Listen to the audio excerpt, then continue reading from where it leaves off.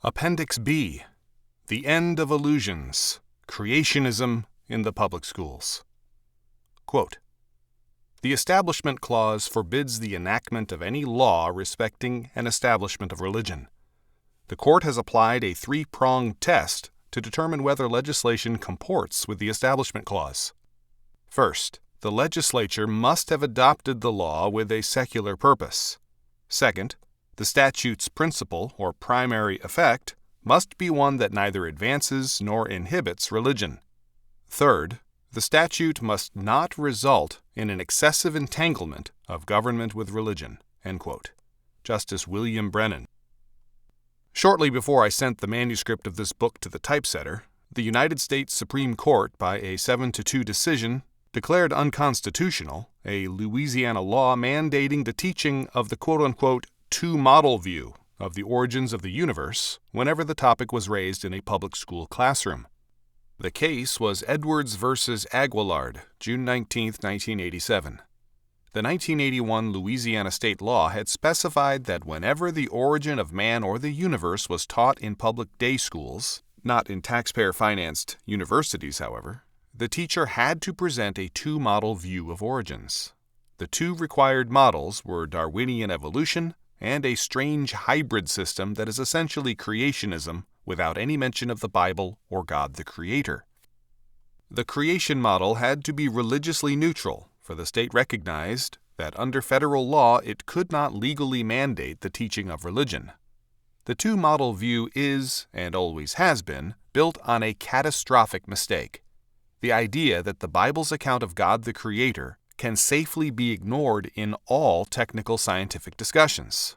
This humanist presupposition has from the beginning been the bedrock legal and also epistemological presupposition used by scientific creationists in their attempts to compel states to mandate the teaching of creatorless creationism.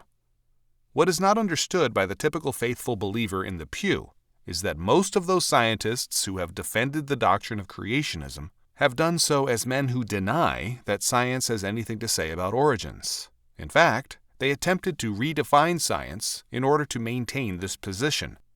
Writes John N. Moore, quote, "In regard to first origins, certain questions must be raised. Can scientific research be applied? Is it possible to scientifically study the origin of the universe? Is it possible to scientifically study the origin of life on the earth? Is it possible to scientifically study the origin of humankind? According to the majority of the scientific community, the answer to each of these questions is yes. In actual fact, the most rigorous answer to each of these questions about first origins is a definite no. It is the responsibility of the science teacher to fully examine, review, and test all ideas. The science teacher should be especially able to help others to understand that no question about first origins can be answered scientifically. First origin questions involve events that are forever past.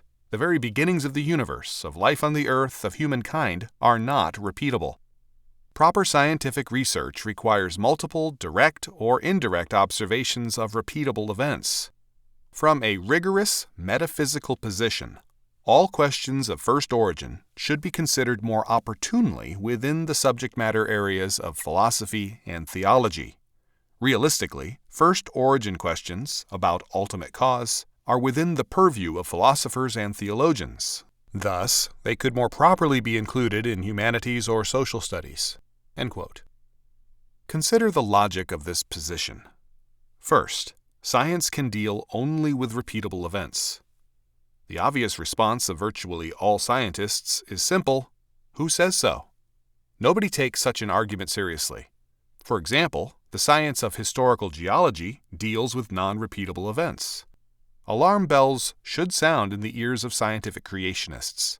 If Dr. Moore's new definition of science is correct, then it is scientifically illegitimate to discuss the origins of the geological effects of the event Christians refer to as the Noahic flood.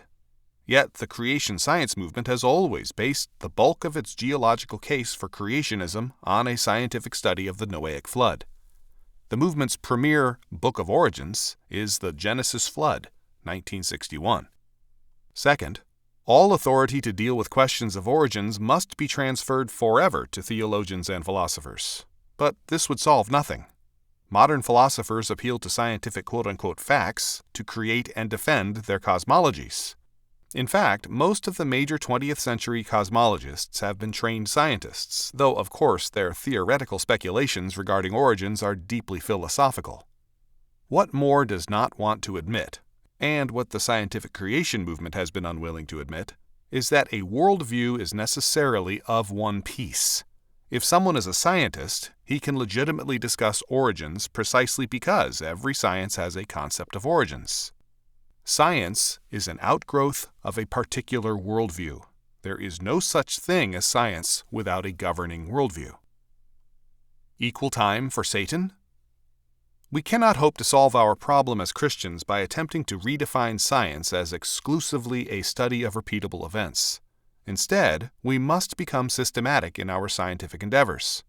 We must self-consciously proclaim that every science can and does operate in terms of some particular philosophy, and therefore some particular theology. We Christians must start with Christian theology and produce our own appropriate science, just as Darwinists start with humanistic theology and produce their own appropriate science. The real scientific debate implicitly centers around the fundamental theological differences between true science and false science. True science must be defined as Bible-governed science. False science is therefore any science that denies Bible-governed science. True science must begin with the presupposition of God, the creation, and the creator-creature distinction. It must begin with the doctrine of scientific regularities as an external manifestation of the providence of God.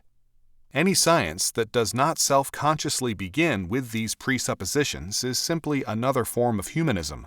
It may be baptized humanism, but it is nonetheless humanism. It is impossible to separate theology and philosophy from science. Only a highly naive 18th century view of science allows people to make such a mistake as to believe that such a separation is possible. This has always been the number one problem with the creation science movement. Its apologetic method is based on a late 18th century concept of philosophy, theology, and science. It is a vestige of Christianity's 1800-year compromise with Greek paganism's natural law philosophy. Nobody takes natural law seriously any longer in the world of humanism, for Darwinism destroyed natural law. That was Darwin's purpose, to destroy William Paley's natural law theology by substituting evolution through natural selection in place of medieval theology's argument for God by an appeal to cosmic order and also by an appeal to final causation, teleology.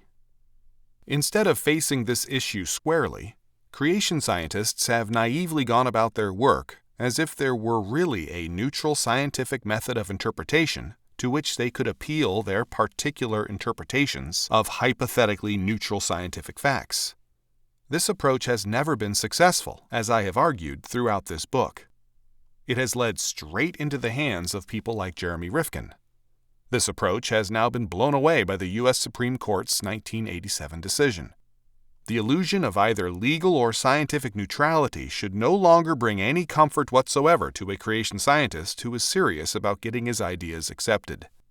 His ideas, though not his ideas concerning entropy, will be accepted only after Darwinian scientists are converted to Jesus Christ by God's grace, and they then begin to examine the truth or falsity of their scientific opinions by means of the Bible. In short, the only hope for the widespread success of scientific creationism is in worldwide revival. That is the only hope for the success of every Christian's calling before God. Why should creation scientists think they are any less dependent on worldwide revival than the rest of us? It means quite simply that all Christians must forever abandon any hope for the public schools. They can no longer hope to get equal time for Jesus in the classroom. The humanists who half a century ago promised that they only wanted equal time for Darwinism have made it plain ever since their overwhelming media victory at the Scopes trial in 1925 that they will settle for nothing less than full time for Darwinism. The fundamentalists have attempted to hold the fort for equal time for Jesus by offering the humanists equal time for Satan. The humanists are no more ready to accept such a solution than the Pharaoh of the Exodus was. They want it all, and they will call out the chariots and drive us into the Red Sea if necessary. Fundamentalists have always known that they could not shove creationism in any form down the throats of state universities and colleges. They have never even tried to do this. They stage campus debates instead. So much for equal time for Jesus. But for 60 years, they kept returning to the public day schools, banging on the doors to get in, trying to keep out Darwinism, the Scopes trial, and when that approach failed, trying to get equal time for a Jesus-ignoring doctrine of creation. When will they ever learn? The humanists' long-term strategy. This creatorless creation argument blew up in their faces when the Supreme Court responded that, quote, "There can be no valid secular reason for prohibiting the teaching of evolution, a theory historically opposed by some religious denominations." The court further concluded that the teaching of creation science and creationism, as contemplated by the statute, involves teaching tailored to the principles of a particular sect or group of sects, end quote. The fact that the statute had not mentioned God or the Bible fooled no one. Neither evolution nor creationism is religiously neutral, because nothing is religiously neutral. The public schools are founded legally on a lie. But evolutionists have always understood that if they could successfully appeal to neutral facts, a myth, and totally neutral scientific logic by which facts may be interpreted, a myth, they could take over the public schools. They relied on selling the idea of educational neutrality to the Christians who controlled the schools and financed them. They were eminently successful in this sales job. Scientific creationism is proof that the humanist sales job was still believed by Christians as late as 1987. The humanists pursued for over 150 years a successful program for secularizing American education. First, the schools were to be declared by law as officially neutral religiously. Second, after the passage of the 14th Amendment, the courts step by step began to impose the First Amendment's provision of religious neutrality on the states. This was crucial to the humanists' plan for capturing the United States. Those who would subsequently seek to control taxpayer-financed schools would be compelled by state and federal law to operate in terms of humanism's worldview, the myth of religious neutrality. By law, humanists would automatically gain control of American public education. They fully understood that if they could take over the public schools, they could then use their control over the schools to capture every human institution, for they would shape the thinking of succeeding generations of students. The humanists' goal has always been conquest. They seek the establishment of the kingdom of man. The early progressive educators were self-conscious in their strategic planning. This is why R.J. Rushdoony called his 1963 study of the founders of modern progressive education the messianic character of American education. Stephen Jay Gould, Harvard's paleontologist and Scientific American columnist, has summarized the history of creation science's attempt to get creatorless creationism into the public schools. Quote, "The legal battle over teaching evolution in public schools has passed through three broad phases. The laws of the Scopes era simply barred the teaching of evolution outright. The Supreme Court finally struck down this strategy in 1968, but only after these laws had enjoyed 40 years of effectiveness in muzzling the presentation of evolution in public schools. Since they could no longer ban evolution, fundamentalists then adopted a new strategy of legislating equal time for teaching the sectarian, literal interpretation of the Book of Genesis they call creationism. The initial quote-unquote equal time laws were at least honest, in the sense that they properly identified creationism as a religious alternative to evolution. These statutes were soon struck down. The Phase 2 defeats restricted the legal options of fundamentalists to a third strategy. They invented a bogus subject called scientific creationism, simply the old wolf of Genesis liberalism, lightly clothed in a woolly patina of supposed empirical verification. But a new name couldn't hide the unaltered content and context. Only Arkansas and Louisiana passed laws mandating equal time for evolution science and creation science. The Arkansas law was struck down after a full trial that included my own testimony as a witness. Federal District Court Judge Adrian Duplantier then struck down the Louisiana law without trial. the state appealed to the United States Supreme Court. On June 19, 1987, the Supreme Court declared the Louisiana Act unconstitutional. Justice Byron White, in his one-page concurrence with the majority, expressed the heart of the matter with beautiful succinctness. Quote, "This is not a difficult case," he wrote. "The teaching of evolution was conditioned on the teaching of a religious belief. The statute was therefore unconstitutional under the Establishment Clause." End quote. We who have fought this battle for so many years were jubilant. The court, by ruling so broadly and decisively, has ended the legal battle over creationism as a mandated subject in science classrooms. I do not think the fundamentalists can invent a fourth strategy." End quote.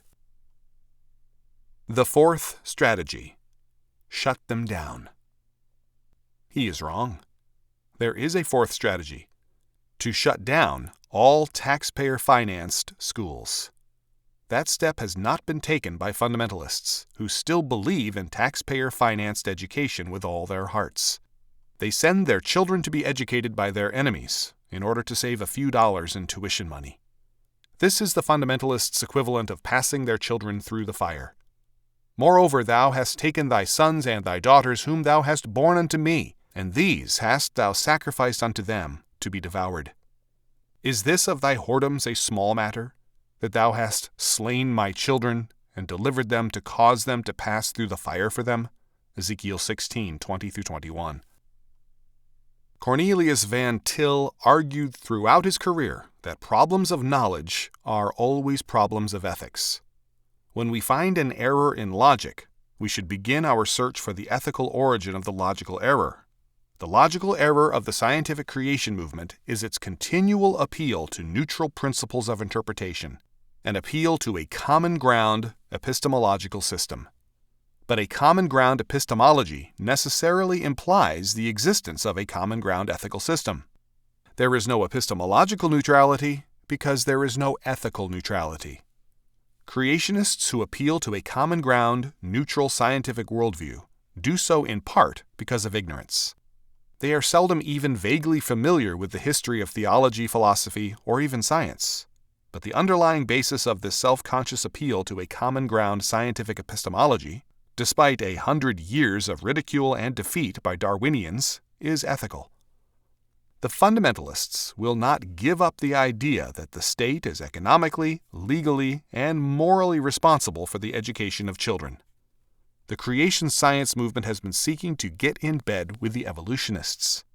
In this sense, Ezekiel's language of whoredom is appropriate. They simply refuse to launch a full-scale attack on all modern humanist science because they will not launch a full-scale attack on the legitimacy of public education. They will not tell their people that the public schools should be closed, and that nothing short of this is acceptable. So they spent 3 generations trying to keep evolution out of the schools, and then fell back to equal time for Jesus, and then fell back to creationism without a creator. Gould is correct. There is no fourth alternative if creation scientists refuse to give up the goal of getting access to the immoral public schools. Thus, we must build a truly creationist science, a consistently Christian worldview, by proclaiming the illegitimacy of all taxpayer-financed education. To proclaim even a tiny shred of legitimacy for taxpayer-financed education is necessarily to proclaim a tiny bit of legitimacy for evolutionary humanism, which now controls the schools by law. The fundamentalists have at last hit their skulls into an unbreakable brick wall. The game is over. It is time to declare a consistent Christian worldview. Such a worldview involves an implacable hostility to the public schools. A Christian can measure his commitment to Christ, among other measures, by this hostility to taxpayer-financed education. To the extent that he still has faith in taxpayer-financed education, he still is governed by humanist presuppositions. He is still betraying his faith by a continuing commitment to a long-dead compromise of Christianity with Greek natural law theology. He is still proclaiming a worldview based on the naive goal of equal time for Jesus. Jesus deserves and demands far more than equal time. It is time for Christians to stop proclaiming a stalemate religion. It is time to proclaim the crown rights of King Jesus in every area of life. Academic freedom. paying your own way. Humanists have appealed since the early 19th century to a doctrine of academic freedom. It was first developed by God-hating humanist professors in Prussian universities who feared getting fired from their posts if their apostasy was revealed to the civil authorities. In a tax-supported world financed by Christians, the pagan professors needed something to cover their attempt to steal the minds of Christian students. They needed legitimacy. They invented the doctrine of academic freedom. The doctrine of academic freedom is today and has always been a bogus moral appeal devised by unscrupulous people who live on wealth confiscated from others. They use this bogus doctrine to defend their right not only to this confiscated wealth, but also their right to steal the allegiance of the children of those taxpayers whose money has been stolen from them. What academic freedom meant, and still means, was simple: a license for taxpayer-supported teachers to steal the minds of the next generation at the expense of this generation of taxpayers. Specifically, it meant, and still means, the right of atheists and humanists who promise to obey the state only when the state is based on humanism to teach anti-Christian worldviews to the children of Christians who pay their salaries. This is all that academic freedom has ever meant.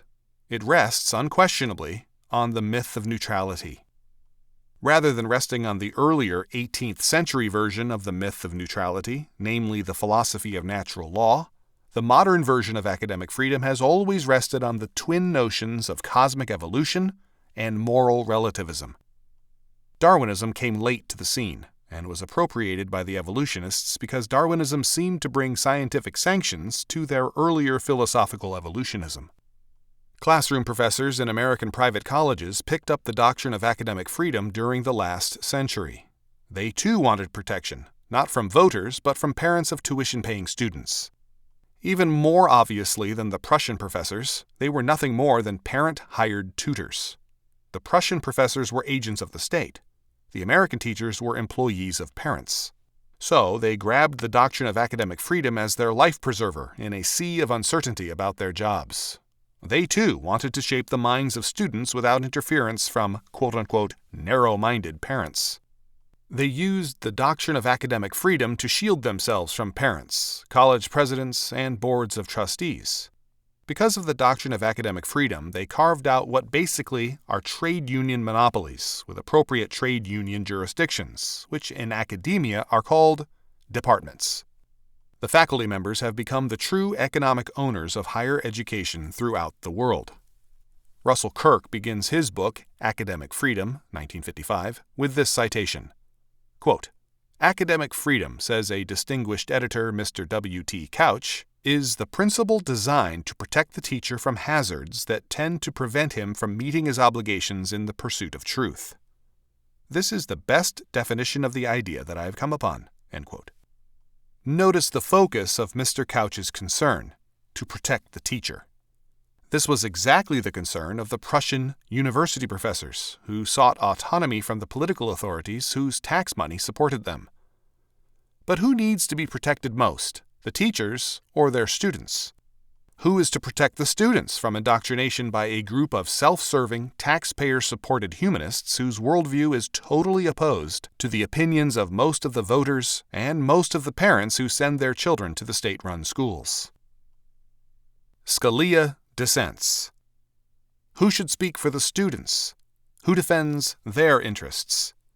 This was the issue raised by Supreme Court Justice Scalia in his dissent from his colleague's decision. Quote, "Had the court devoted to this central question of the meaning of the legislatively expressed purpose a small fraction of the research into legislative history that produced its quotations of religiously motivated statements by individual legislators, it would have discerned quite readily what quote-unquote academic freedom meant: students' freedom from indoctrination. The legislature wanted to ensure that students would be free to decide for themselves how life began, based upon a fair and balanced presentation of the scientific evidence. That is, to protect, quote, the right of each student voluntarily to determine what to believe and what not to believe, free of any coercive pressures from the state." End quote. There is an unstated problem here, one which has long confounded all attempts to discover a neutral doctrine of academic freedom. One man's fair and balanced presentation of the scientific evidence is another man's blatant indoctrination. One voter's view of what should be taught is the denial of another man's religion. The question of fairness cannot be solved apart from an appeal to legitimate authority. First, the authority of God. Second, the authority of those to whom God has delegated the responsibility of speaking in His name and enforcing His law in any specific area. This is the issue that the Supreme Court cannot avoid, yet one which it refuses to face squarely. In the name of neutrality, the Court has defined God as the will of the people, and it has identified the agency responsible for voicing the will of the people as the civil government. The tenured, tax-financed humanistic teachers insist that they alone lawfully represent the civil government in the classroom, and the Supreme Court has now upheld their claim against the legislators of the state of Louisiana and the taxpayers who elected them to office. The bureaucrats have become the voice of humanism's God. This is the lesson of modern democracy. In short, the day the Constitution became religiously neutral was the day that the foundation of this Supreme Court decision was established. It was only a matter of time and effective lobbying by humanists who believe in salvation by politics and lobbying. The mythological doctrine of equal time for Satan eventually becomes no time for God. Neutrality is a myth. The scientific creationists must learn this lesson. The Supreme Court has now given them a lesson that has overturned a quarter century of their misguided efforts to save the public schools and make them fair by trying to legislate equal time for an officially creatorless doctrine of creation. Who was W.T. Couch, whose statement of academic freedom so impressed Russell Kirk? I had the unpleasant experience in the summer of 1963 of working for 3 months as an associate of the late Mr. Couch. Couch was a dedicated anti-Christian humanist, a man who sneered at the very idea of the Bible as the infallible Word of God. I was never impressed with his reputation as a quote-unquote distinguished editor, but I fully understood his search for suitable academic employment. He never produced much of anything in the months that I worked with him, and he died leaving no visible mark on the conservative intellectual movement. He spent the 3 months I worked with him trying to get the multi-million-dollar conservative foundation that employed us to spend a literal fortune to produce a modern version of the French Philosophes' Encyclopedia. He vehemently opposed any suggestion that the project should be straightforwardly conservative. It was the same old story. Use money supplied by conservatives to produce academic materials that are officially neutral and inherently anti-Christian. I can understand why he was a firm supporter of the doctrine of academic freedom. But why should conservative Russell Kirk affirm his faith in such a doctrine? Because Kirk is a defender of the medieval Roman Catholic philosophical compromise called scholastic natural law theology.